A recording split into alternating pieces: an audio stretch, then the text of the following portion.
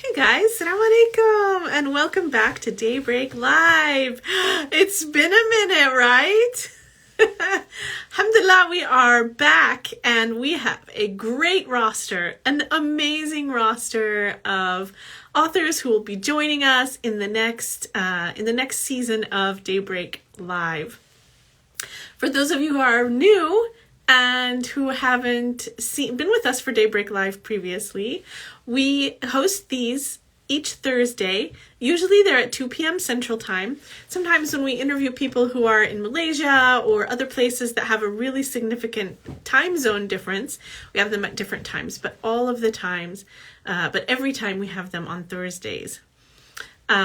We interview people involved in all kinds of different areas in the publishing world. We interview authors. Many of our authors that we'll interview, including the one who is with us today, Amani-Nzinga, and I'm going to wait for Amani herself to tell me how to say the rest of her last name because it's hyphenated. I never heard it said. I think it's Nzinga. All right, here she is. Let's see if we can invite her up.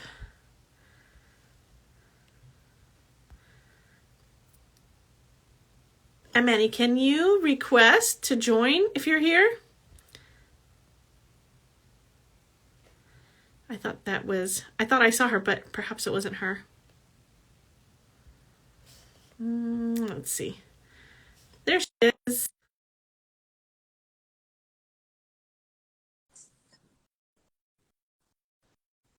Okay, it says accept, and I accepted, so let's see if it pops her up for us. There she is. Assalamu alaikum. Walaikum salam. Amani, did you hear that I was just introducing you? Yes, I heard some of it. Yeah, I've only seen your last name written. I haven't heard it. So can you pronounce it for us? Yes, it's Amani-Nzinga, but most people just call me Amani. Yeah. Awesome. All right. I thought it was Nzinga, but I didn't want to, Yeah, you did it perfect. Alhamdulillah. All right. Alhamdulillah. Well, so glad to see you. I was just letting everyone know that we are just starting our new season. You're our first author in the new season of Daybreak Live, where we'll be interviewing many of the people who won the Daybreak Press Book Award this year. And so you're the first of this year to join us. We're so glad to have you. Where are you coming to us from? I'm in Atlanta. Well, outside of Atlanta, I'm still in Atlanta, Georgia. So yeah, down south. Nice. I actually, I've only been to Atlanta once. Really? To march in a drum corps show. So it was a long time ago when I was in high school, but I listened to a podcast that comes out of Atlanta. So I always feel like I'm an honorary Atlantean because we should come back. It's an active community here. Oh, wonderful! Yes, I know that one of the sisters whose story was featured in The Crowning Venture was from Atlanta. Have you read The Crowning Venture? I haven't. It's by Dr. Sadia Mian, and it's the different stories of women who've memorized the Quran. MashaAllah. So one of the sisters was from Atlanta and she's an American Muslim, a Black American woman from like my generation or before. Right. Yeah. Mm-hmm.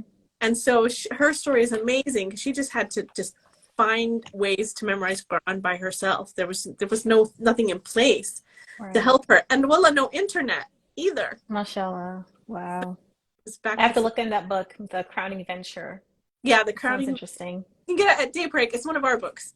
Okay. MashaAllah. Awesome.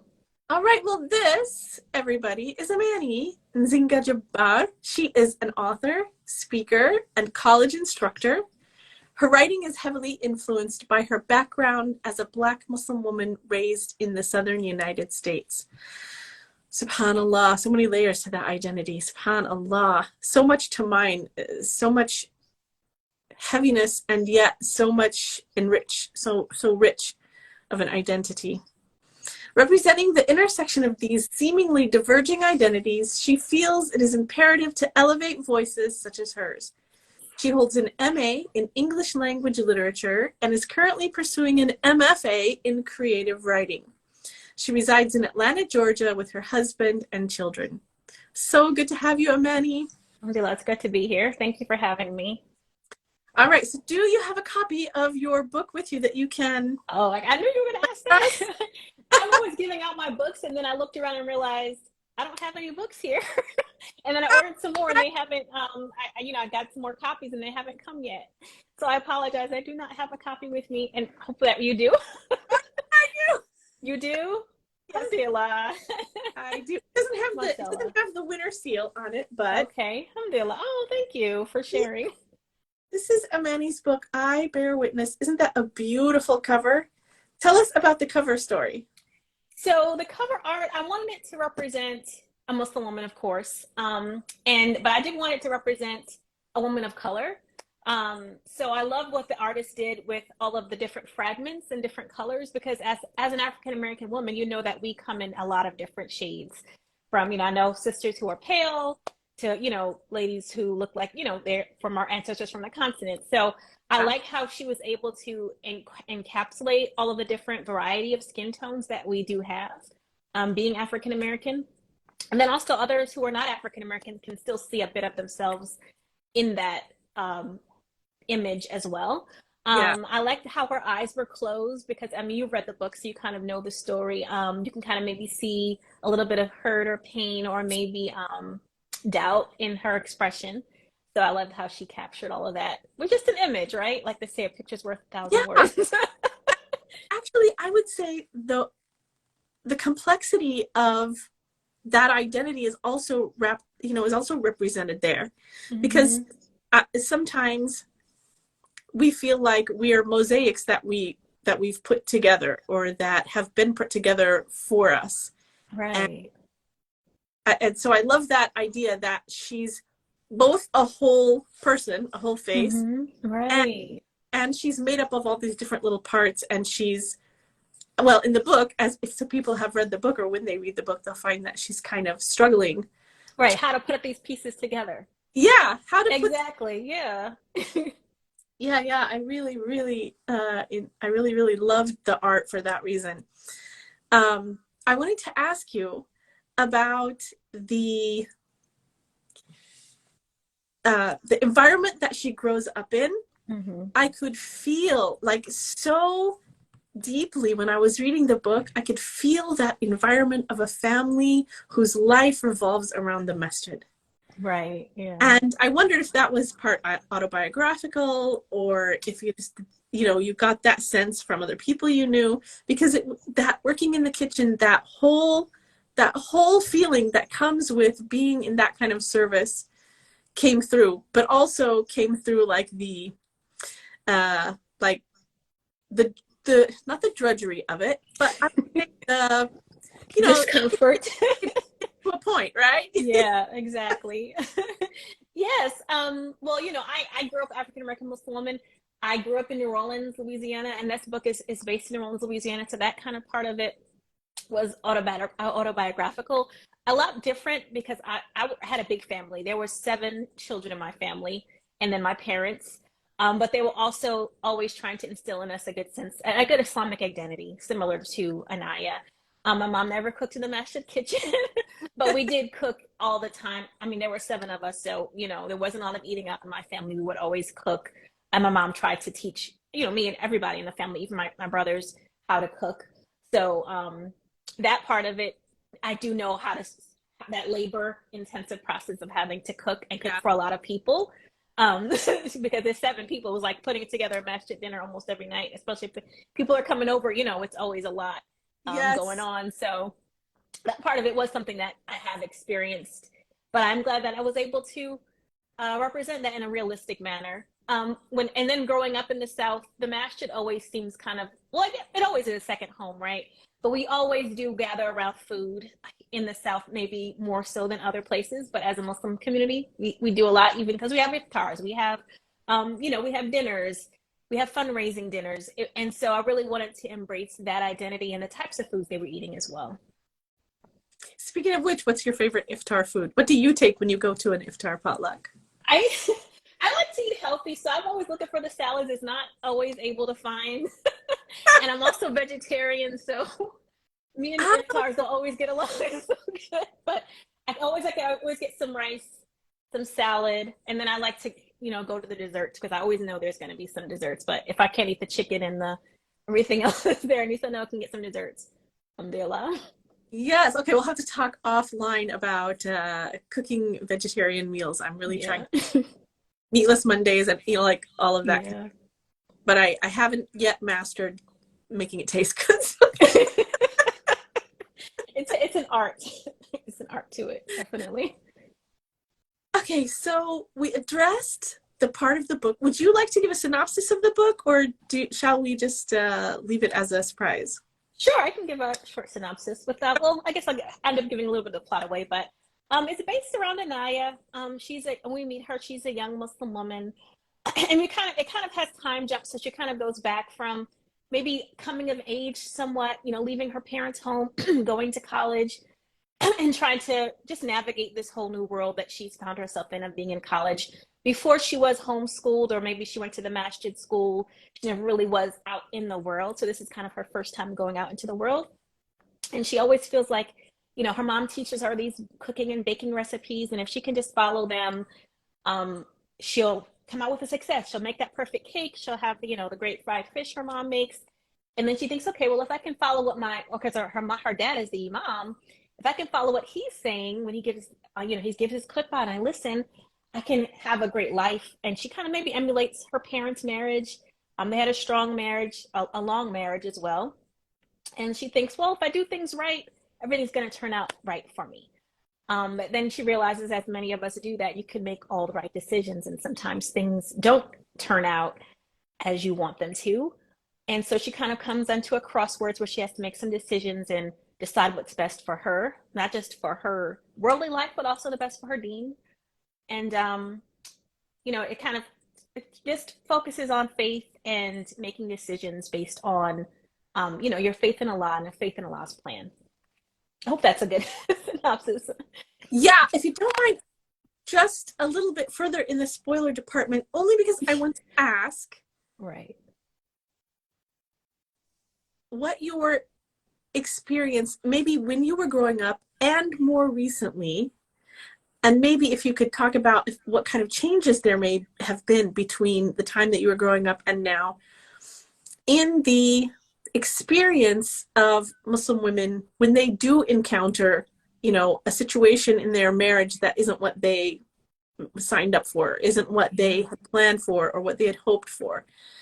The reason I ask is just because there's so much in the zeitgeist right now about, gender relations and all of that kind of stuff, and, the tater tots and all of that stuff. So, right. Yeah. And even before that, there seems to be a situation now where many young Muslim women are just despairing.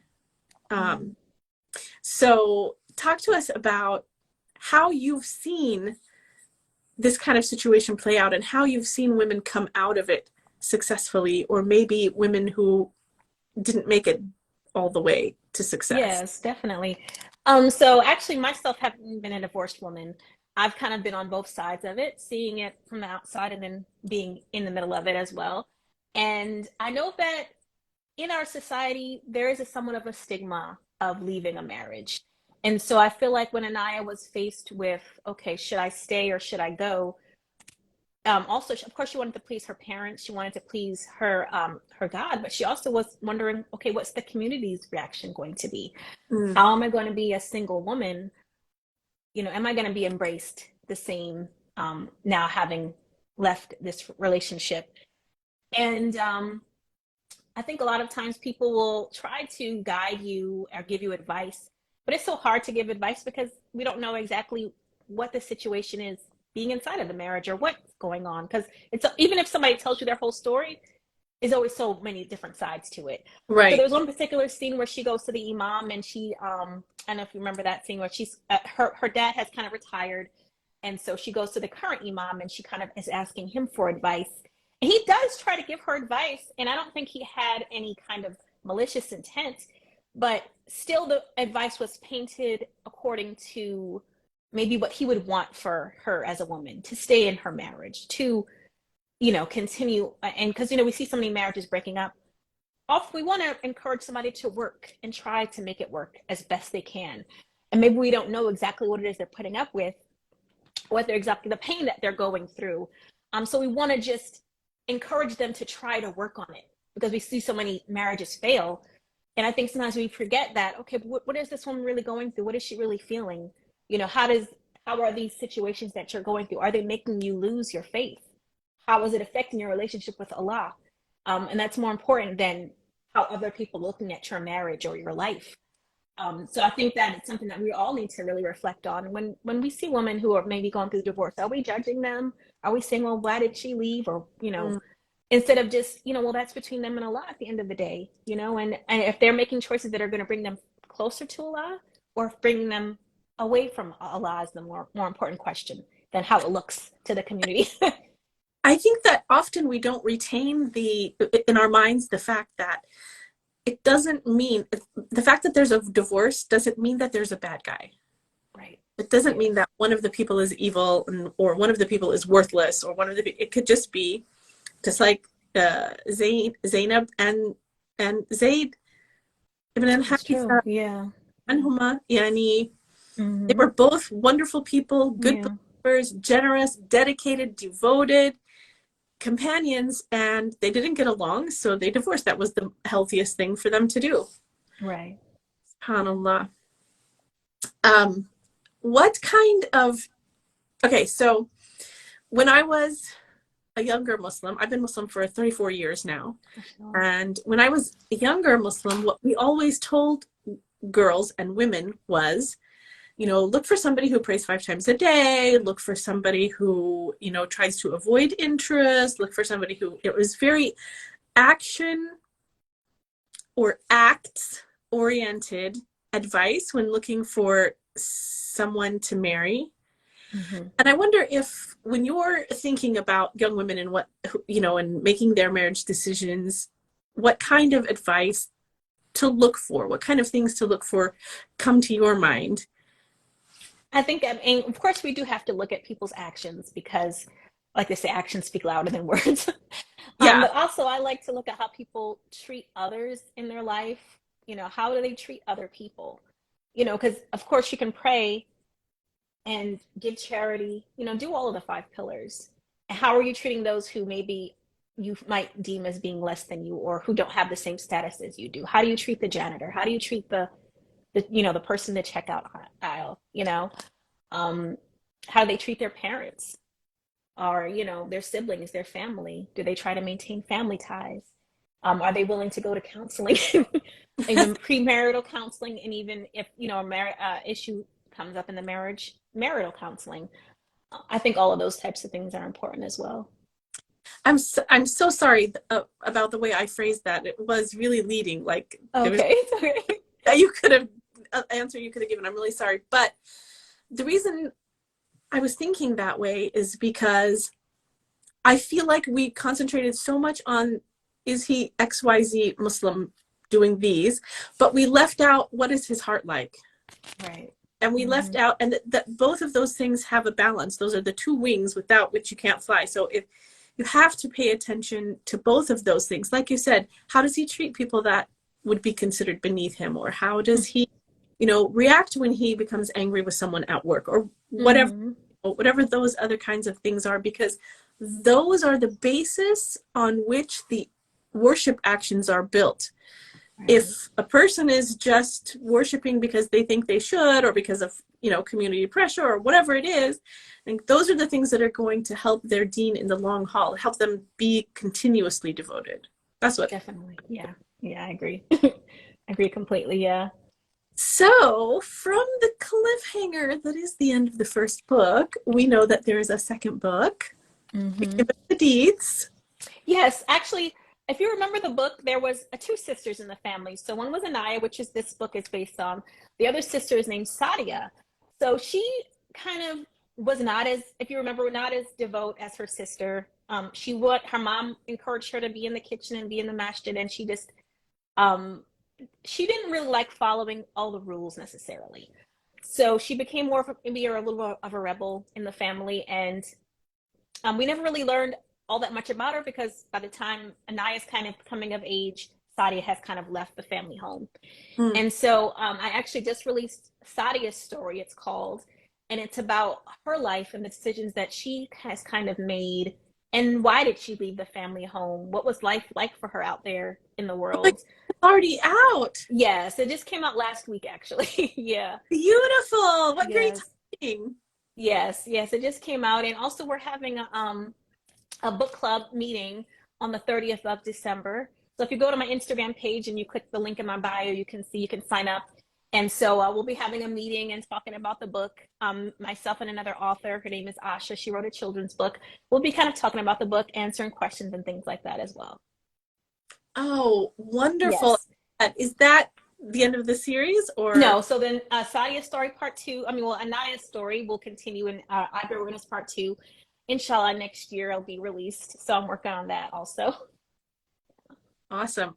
I've never seen a series written in that way, where it's one person's story, another, and then go back to the first one and finish that, and then go back to the second one.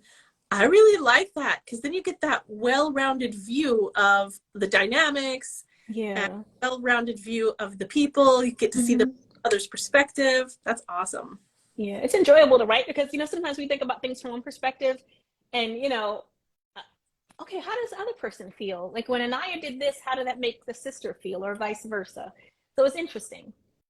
Yeah, that's amazing. Where can we get it? It's on Amazon as well. So if you Okay, click the link in my bio, there's links for the books. And also if you would like to sign up to come to the book club, you can do that as well. most lovely.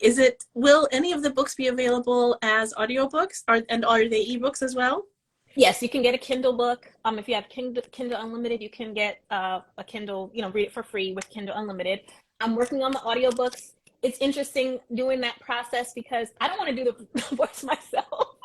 I don't like most people. I don't really like the sound of my own voice, even though people say it sounds good. I don't really enjoy listening to it. Just But as it I don't know what that is. Do you feel that way, like when you listen to yourself? I just try not to listen. Right, exactly. Exactly. So Talk all day long, but don't make me listen back to it. right, exactly.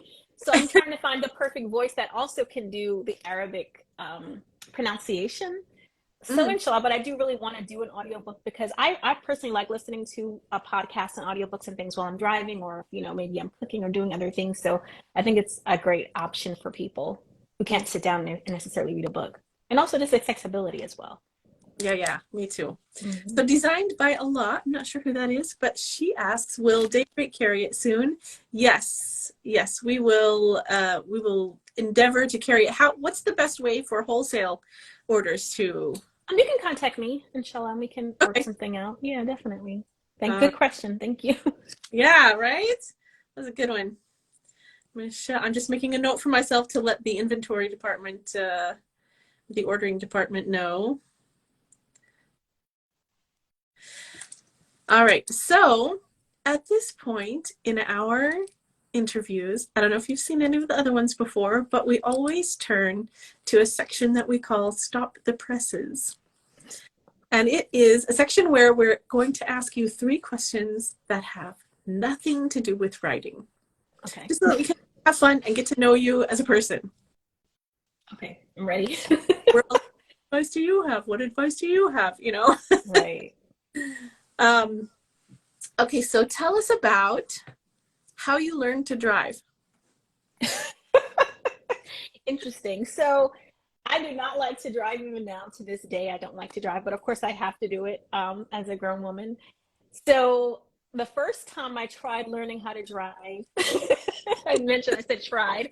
So I was a teenager in New Orleans, and so my dad called this guy, and he had the car with the 2 wheels, 2 steering wheels, and 2 brakes or whatever. And so it was a dual steering wheel and dual brake car. So he could control the car from his side, and he could also control mine. So he would pick me up, and we would drive to school, and then I thought I was driving, but when I decided to try to drive on my own, I didn't know how to control the wheel. I think he was really just driving for me. So that was the first time I tried. So that didn't really work so well. Um, and then, okay, so I think after I had my daughter, I was a grown woman at that point. I was like, okay, I really need to know how to drive, if I need to go to the store, if there's an emergency or something. Okay. So another lady, she was going to teach me this time. She was much better at teaching than the other guy. So she actually did get me driving and gave me a lot of good tips on driving as well. Because here in Atlanta, it's different, than New Orleans. It's like a lot of traffic. There's always a lot of accidents. People drive really crazy. Our highways are like really huge. So she really gave me a lot of help and just confidence in driving. So I stuck with it, and now I do drive. Alhamdulillah. I'm really surprised. Like when I was coming up, we got our permit at 14. Yeah, and yeah.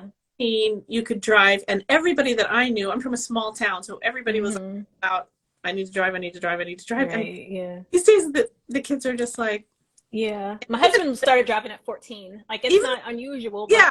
I don't know. Wasn't feeling it. All right, the next one is, have you ever been in a big storm or any kind of situation where like it was a natural disaster or any of that kind of stuff? Like Katrina, were you there when it was Katrina? Yes, actually. I was living in New Orleans when Hurricane Katrina hit New Orleans. We actually evacuated like the day before the storm came. So yeah, we all lost our home and everything through that storm. So I have actually, but living in New Orleans, I've been through a lot of storms. I remember Andrew when I was a really young kid. And I just remember when Andrew came, like we had like all of these outside toys. My father ended up like putting them up, and like we had a swing set and he had to take it down. So what I remember about Andrew is that after Andrew came, I didn't have a swing set anymore, because once he tried to put it back up, it wasn't, it was just like, how it is with the swing sets and things. So, but I do remember that was a really major storm that the first one I can really remember.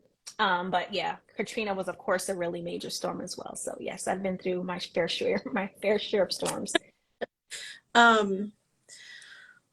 Did you have a point at any of those storms? Like, do you where you felt your submission, where you felt, okay, Allah, this is in your hands? Yes, yes. It can get very scary, especially with the thunder, the lightning. What's really interesting about storms is it'll be really quiet and then you'll hear the storm. And that's the part that's kind of scary, because when it's really quiet, it's like, you ever be like, there's a really phrase, in the eye of the storm. So when you're in the eye of the storm, it's actually quiet. It's the walls of the storm that are loud. So when the eye is passing over you, it's really quiet. And then you know that the major parts of the storm are coming. The second round. Yeah, exactly. Yeah. It's interesting. All right. And what's the strangest thing you ever ate? The strangest thing I've ever ate. Probably clams or something, crawfish. Oh, okay. Down there, those things normal? I mean, it's normal to me, but I know people from other places, they're like, oh, you're eating crawfish. I mean, have you had crawfish before, or crayfish? I have had them served at places, but I haven't partaken because I didn't know how. Yeah. They're kind of hard to, you have to, get in there and open them up. But other than that, I don't think I've really eaten that many weird things. I can't really think of anything else besides that. The other people will be like, that's interesting. I don't really want to try that. I've heard that people have like crawfish boils or crawfish like on the beach where you go and crawfish. Yeah. Mm-hmm. So you just have a big pot and they boil them, and then they lay out newspapers and they'll kind of just toss them out, and you're just kind of eating. It's a fun activity. I mean, I enjoy it. How do you eat them? You break the head off. And then you, like, say, then you pinch the tail. It's kind of like a shrimp. The tail's kind of like a shrimp. So you take the tail meat out, and then people usually will take the head and they suck the juices out of the head also. So it's really messy as well. The thorax part? Do you like the Yeah. Well, you can't really eat that part. It's just like a long head and then like a tail. Okay, so it's not really a lot of meat in the crawfish, but so it's kind of more like it's a social activity. That's why they make so when many. You're eating. Yeah, exactly. There's a ton of them. So much fun. Okay, I have a goal, which is to go somewhere where I can have a crawfish boil. You should go to New Orleans, and y'all. So much good food in New Orleans. Or New Orleans. I need to go to New Orleans. I was just listening the other day to a podcast they were talking about shotgun houses, actually. Yeah. They have some beautiful architecture there. Yeah.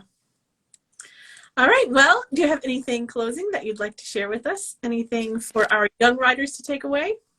I would just say keep writing. I mean, I know that sounds so cliche, but you know, sometimes when I'd be writing my books, I'd be wondering, is anybody going to like this? Is anybody going to read it? You know, and I would always say write for yourself first, but then also realize that there's somebody out there that needs to hear what you're writing or wants to hear what you're writing. So, and you might not know how you're going to touch that other person. So I would just say keep writing, even if it is okay just for you. Eventually, maybe you will want to put it out there and realize that somebody out there wants to hear it or needs to hear what you have to say. Yeah, of course. If you feel like write what you feel is missing in the in the literary world, and surely there are other people who are also missing the same thing, and you will be the one who touches them, subhanAllah. Just like in a class, if you have a question, ask the question, because surely there's other people who have the same question to ask. Mm-hmm. That's so true. Annie, thank you so much for joining us. Thank you for having me. Hopping over to Amazon to everybody go there to find Sadia's story. Is it Sadia or is it two A's? It's Sadiya. Yeah. Okay. Sadiya. Sadia's story by Amani-Nzinga. Mm-hmm. Beautiful. All right, and I will send Michelle from our she's the manager of the bookstore. I will send her over for the wholesale. I'll just have her contact you on Instagram. Thank you so much. All right. Have a good week, everyone. We'll see you next week again on Thursday at 2 p.m. Central Time for Daybreak Live. Assalamu alaikum. Assalamu alaikum.